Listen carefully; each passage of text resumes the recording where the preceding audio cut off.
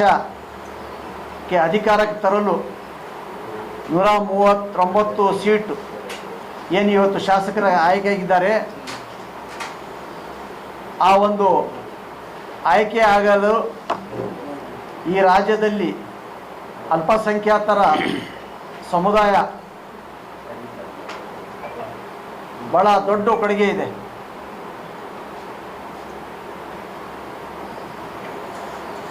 ಆ ನಿಟ್ಟಿನಲ್ಲಿ ನಮ್ಮ ನಾಯಕರು ಆದಂಥ BZ ಜಮೀರ್ ಅಹಮದ್ ಖಾನ್ರವರು ಮತ್ತು ಕೆ ಅಬ್ದುಲ್ ಜಬ್ಬಾರ್ ಸಾಹೇಬ್ರವರು, ನಾಸೀರ್ ಅಹಮದ್ರವರು, ಇವರ ಶ್ರಮ ಭಾಳ ದೊಡ್ಡದಿದೆ. ಇಡೀ ನಾವು ಅಲ್ಪಸಂಖ್ಯಾತರಿಗೆ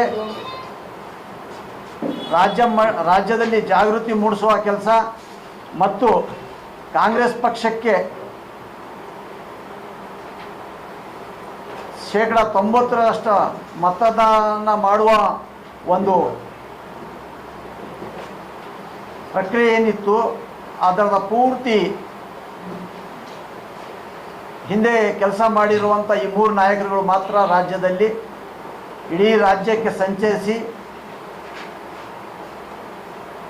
ಪಕ್ಷವನ್ನು ಅಧಿಕಾರಕ್ಕೆ ತರುವುದರಲ್ಲಿ ಪ್ರಮುಖ ಪಾತ್ರ ವಹಿಸಿದ್ದಾರೆ. ಆದರೆ ಮೊನ್ನೆ ಏನು ನಮ್ಮ KPCC ಅಧ್ಯಕ್ಷರು ಒಂದು ಆದೇಶ ಹೊರಡಿಸಿ ನಮ್ಮ ನಾಯಕರಾದಂಥ ಕೆ ಅಬ್ದುಲ್ ಜಬ್ಬಾರ್ ಸಾಹೇಬ್ರವರಿಗೆ ಮತ್ತು ಮುಖ್ಯಮಂತ್ರಿಗಳ ಕಾರ್ಯಾಲಯದಿಂದ ಪೊಲಿಟಿಕಲ್ ಸೆಕ್ರೆಟರಿಯಾಗಿ ಇಲ್ಲಿ ತನಕ ನಮ್ಮ ಸಮಾಜದಲ್ಲಿ ಒಂದು ಮೆದುಳಾಗಿ ಕೆಲಸ ಮಾಡ್ತದಂಥ ನಸೀರ್ ಅಹಮದ್ರವರು ಇಡೀ ರಾಜ್ಯದಲ್ಲಿ ಅಲ್ಪಸಂಖ್ಯಾತರ ಏನೇ ಸಮಸ್ಯೆ ಇದೆ, ರಾಜಕೀಯವಾಗಿ ಮತ್ತು ಆಡಳಿತವಾಗಿ ಏನೋ ಸಮಸ್ಯೆ ಎದುರ ಬಂದಾಗ ನಾವು ನಸೀರ್ ಅಹಮದ್ ಸಾಹೇಬ್ರವರು ಸಹಾಯ ಪಡಿತಿದ್ವಿ.